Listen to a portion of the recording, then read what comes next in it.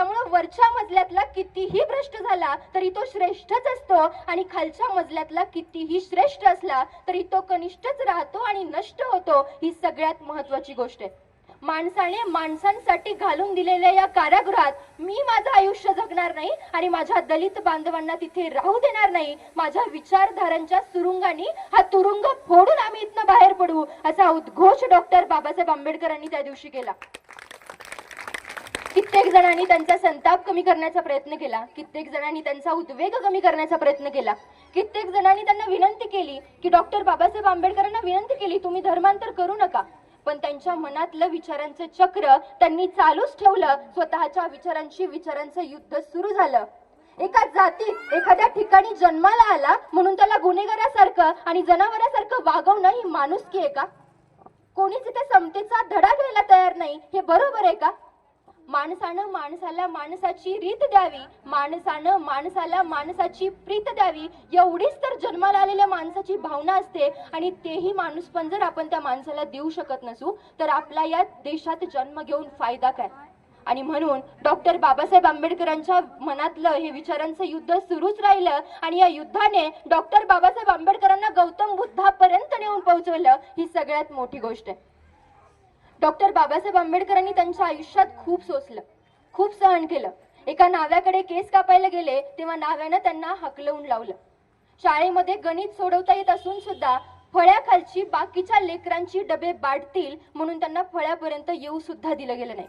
परकीय गावी असलेले आपले वडील त्यांना भेटायला जायचं म्हणून चारी भावंड निघाली, बैलगाडीत बसली. बैलगाडीतल्या माणसाने त्यांना ओळख विचारली आणि त्यांनी ओळख सांगितली तर त्या माणसानं माझी बैलगाडी का बाटवली म्हणून त्या चारी भावंडांना अर्ध्या रस्त्यात खाली उतरवलं.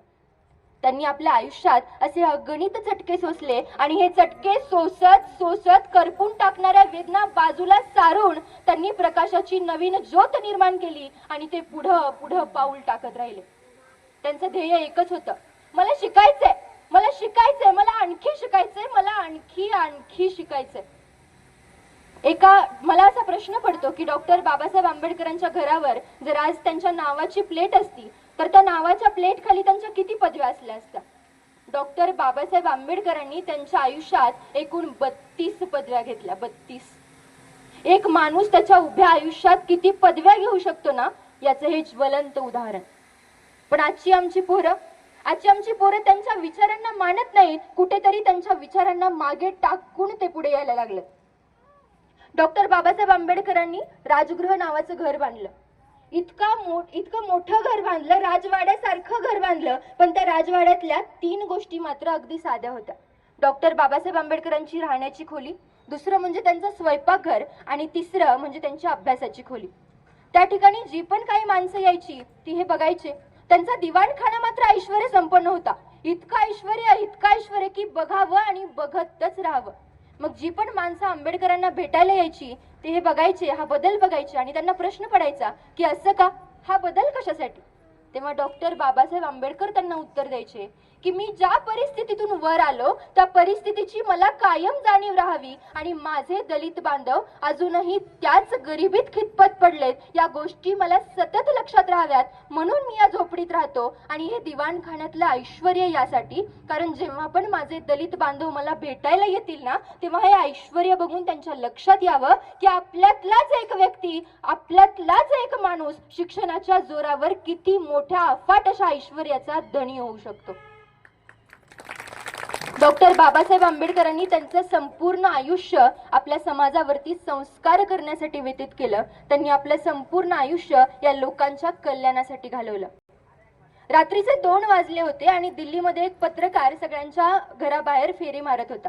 तो सगळ्यात पहिल्यांदा पंडित नेहरूंच्या घराबाहेर गेला, पाहिलं त्यांचे दिवे मालवलेले होते आणि ते शांत झोपलेले होते. मग तो मौलाना आझादांच्या घराबाहेर गेला, तेही शांत झोपलेले होते. मग तो पंडित नेहरूंच्या पटेलांच्या घराबाहेर गेला आणि त्यांचेही दिवे मालवलेले, तेही शांत झोपलेले. रात्रीचे 2:30 वाजले आणि तो पत्रकार डॉक्टर बाबासाहेब आंबेडकरांच्या घराबाहेर गेला. त्या घराबाहेर जाऊन त्यानं बघितलं तर त्यांचे दिवे चालू होते. त्यानं उत्सुकतेने आत डोकावून पाहिलं तर भीमराव आपल्या मेजापाशी काहीतरी लिहित बसलेले होते. तो आत गेला, तो पत्रकार आत गेला. त्यानं विचारलं की अहो मी आता नेहरूंच्या घराबाहेर जाऊन आलो, आझादांच्या घराबाहेर जाऊन आलो, पटेलांच्या घराबाहेर सुद्धा जाऊन आलो, ते सगळे शांतपणे झोपलेत, पण रात्रीचे 2:30 वाजलेत आणि तुम्ही अजूनही जागे आहात असं का?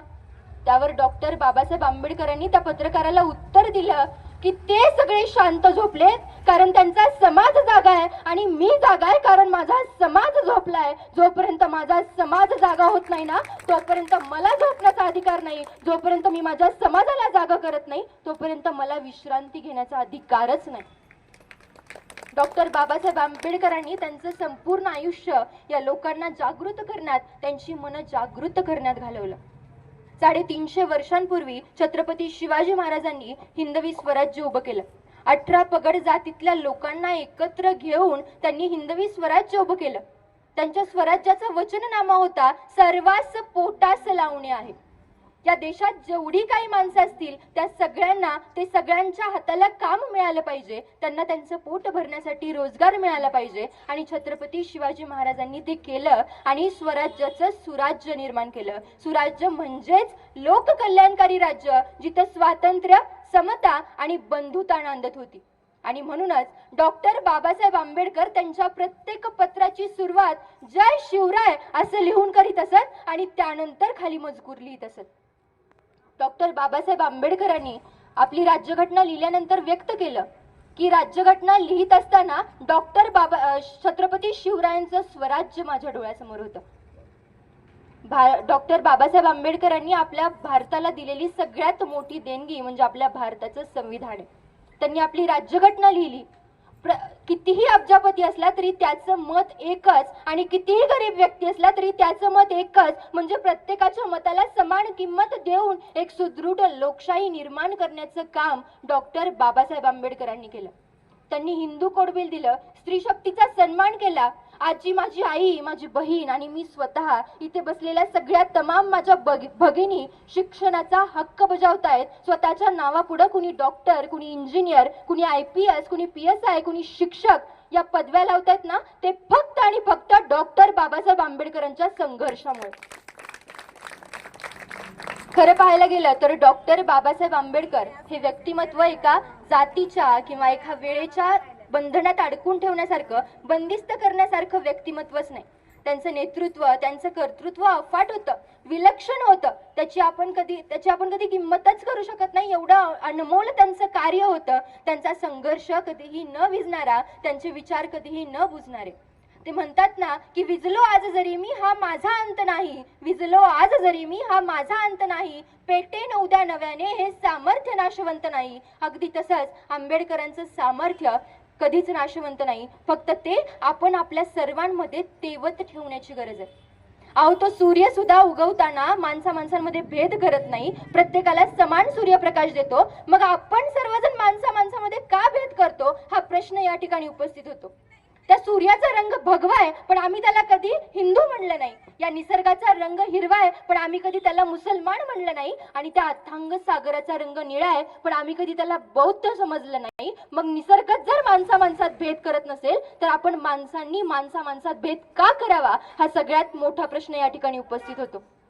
डॉक्टर बाबासाहेब आंबेडकरांनी तरुणांना शिका, संघटित व्हा आणि संघर्ष करा असा संदेश दिला. आजची तरुणाई शिकतीये पण ती साक्षर होतीये का? त्यांच्या हातात असलेल्या मोबाईलमध्ये संपूर्ण जगाचं ज्ञान आहे पण त्यांच्या डोक्यातल्या मेंदूमध्ये भीमरावांचे विचार आहेत का हा सगळ्यात मोठा प्रश्न या ठिकाणी उपस्थित होतो. डॉक्टर बाबासाहेब आंबेडकरांनी हा संघर्ष फक्त दलितांसाठी केला नव्हता तर त्यांचा संघर्ष या समाजातल्या प्रत्येक शोषित घटकासाठी होता, प्रत्येक वंचित घटकासाठी होता, स्त्रियांच्या सन्मानासाठी, स्त्रियांच्या हक्कांसाठी होता. अहो, विचार करा ना, ज्या काळामध्ये सावलीलाही अस्पृश्य समजलं जायचं त्या काळात एक तरुण 7 समुद्रा पार जातो, सर्वोच्च अशा पदव्या मिळवतो आणि परत आपल्या देशात येऊन आपल्या देशाच्या नशिबाचे टाके उसवतो, ते डॉक्टर बाबासाहेब आंबेडकर. आज आमच्या पोरांना विचारलं तुम्ही शिकत का नाही तर ते सरळ सांगतात आमची परिस्थितीच नाही, आम्हाला संधीच मिळाली नाही, आमचं नशीबच खराब आहे. अरे कशाला त्या नशिबाची रडगाणी गाताय? ज्या माणसानं स्वतःच्या लेकरांच्या सरणावरती उभं राहून देशातल्या हजारो करोडो लेकरांच्या भविष्याचा विचार केला त्या बापाचा वारसा सांगताना आपली मान अभिमानानं ताट झालीच पाहिजे, आपल्याला तो अभिमान वाटलाच पाहिजे.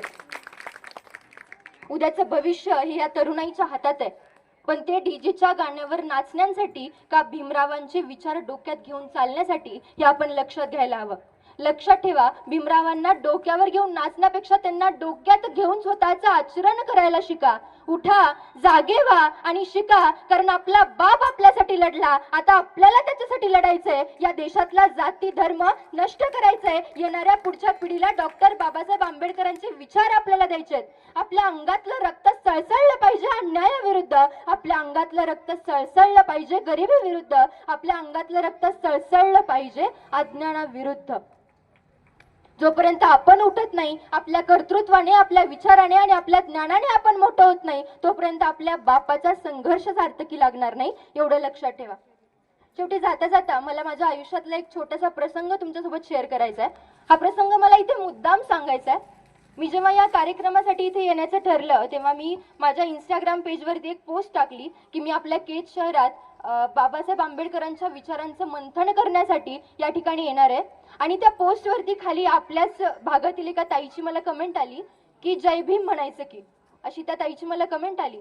त्या ताईला उत्तर काय देऊ हे मला समजलं नाही, कारण डॉक्टर बाबासाहेब आंबेडकरांना, त्यांच्या विचारांना आणि त्यांच्या आभाळा एवढ्या कार्याला आम्ही एका जातीच्या चौकटीत बंदिस्त करून संकुचित करून ठेवलंय. हा विचारच मुळात मला आवडला नाही आणि मला खूप वाईट वाटलं. कारण फक्त जय भीम म्हणून आपण डॉक्टर बाबासाहेब आंबेडकरांना मानतो असं जर असेल ना, तर बाबासाहेब हा व्यक्ती अजून आपल्याला कळलाच नाही.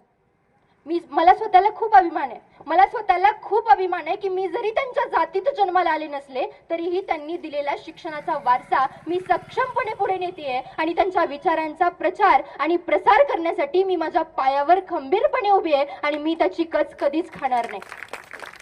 आज बाबासाहेबांच्या जयंतीनिमित्त मी डॉक्टर बाबासाहेब आंबेडकरांना एक वचन देते की ही जातीयतेची कीड मी माझ्या पुढच्या पिढीपर्यंत कधीच पोहोचू देणार नाही. त्यांच्या विचारांचा प्रचार आणि प्रसार करण्यासाठी मी सदैव सज्ज असेल. आणि त्या ताईला मला असं उत्तर द्यायचंय, त्या माझ्या बहिणीला मला असं उत्तर द्यायचंय की डॉक्टर बाबासाहेब आंबेडकरांचे विचार उराशी बाळगणारा आणि जाती धर्माच्या पुढे जाऊन माणसातला माणूस शोधणारा व्यक्ती जर जय भीम म्हणत असेल ना, तर हो, डॉक्टर बाबासाहेब आंबेडकरांची आणि छत्रपती शिवरायांची लेक म्हणून मी अभिमानाने सांगते, इथे उपस्थित असलेल्या सगळ्या माझ्या बंधू भगिनींना माझा क्रांतिकारी जय भीम, जय जिजाऊ आणि जय शिवराय.